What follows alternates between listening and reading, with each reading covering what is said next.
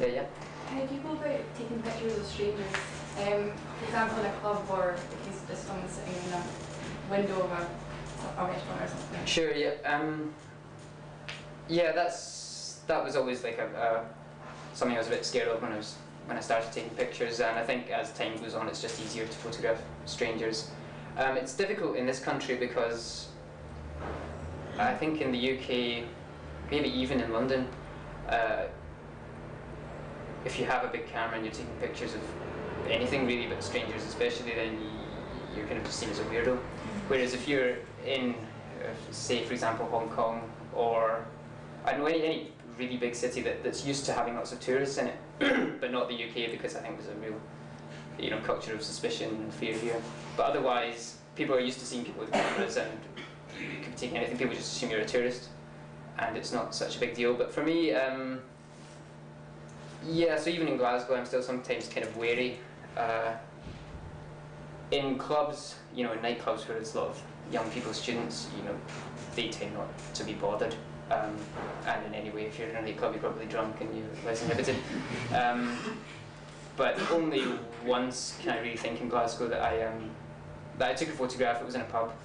It was a man sitting reading a book in the corner, and he saw me take it, and he came over angrily, said, "How dare you delete that right now? What are you doing?" So I deleted it, and I suppose maybe his wife didn't know he was there or something. So I suppose there are reasons people maybe don't want to be photographed. But and then of course you can ask in a way that I'll see if I have any photographs here of strangers. Well, I suppose these men just sitting in an airport lounge, but I could have been photographing outside the window for all they knew. Yeah, if you ask someone, it kind of maybe ruins the moment that you wanted to take a photograph of. So if you wanted to be cunning about it, there are certain things you can do,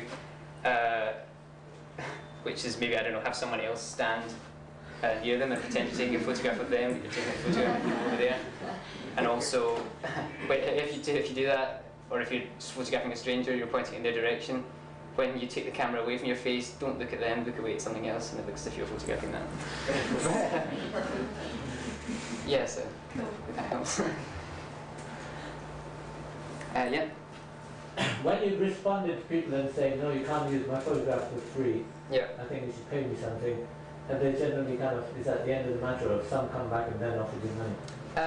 Yep, some come back and do offer money. Like I say, I think, and a lot of larger companies do this as well. They just want to take advantage of people who say use Flickr but aren't used to making money from their photographs, and they think that, oh, someone wants to use my photograph, that's great, so I'm really happy for it to be used because it means that it's being used and I can say, look, I took that. But yeah, with larger companies, if you ask for money, they'll generally give it.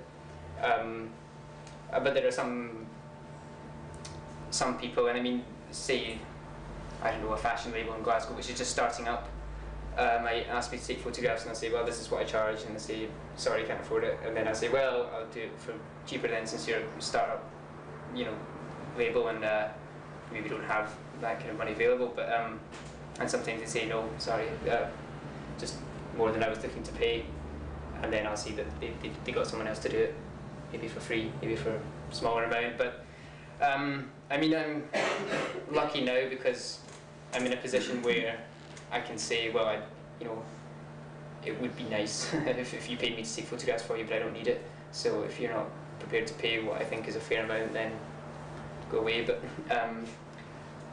when I was starting out, then yeah, I had to take smaller amounts of money than what I thought was fair. But it's just what you have to do, maybe, to start out.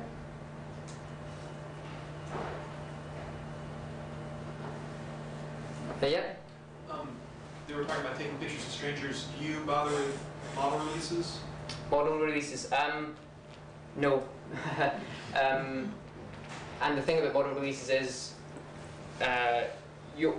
well, actually maybe I'd best not say, because I'm not entirely certain of the rules, but my understanding is that a photograph used for artistic purposes or journalistic purposes don't require model releases. Whereas if I'd taken a picture of a stranger and then an advertising agency said I want to use this photograph, then you should have a model release for that. Although usually they will make sure that you have one before they buy it.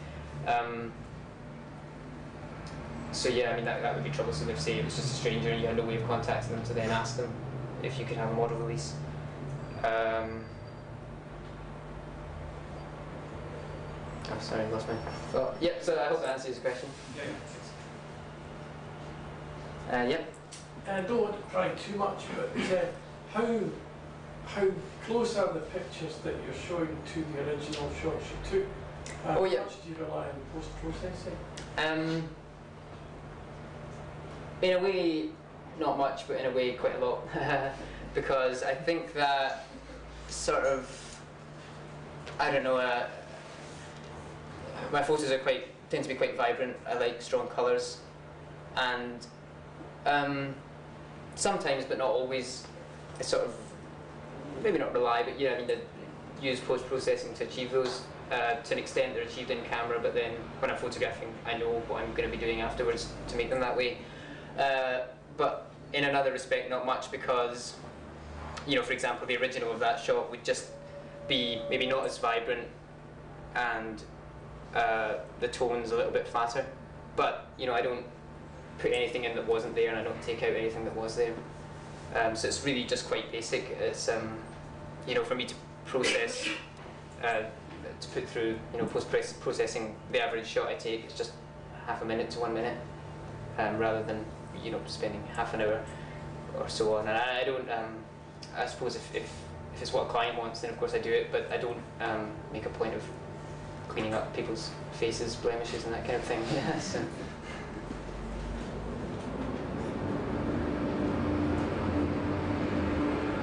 No more questions?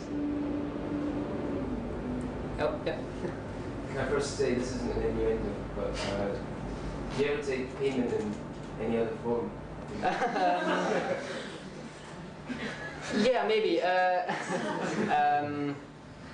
You know, in the context of a service exchange, like for example, a web designer, for example, might need some photographs or something, and I might need a web designer or a graphic designer. So it would tend to be people who work also in creative fields that can help me out somehow. Yeah, so just a sort of service exchange. That's the deal.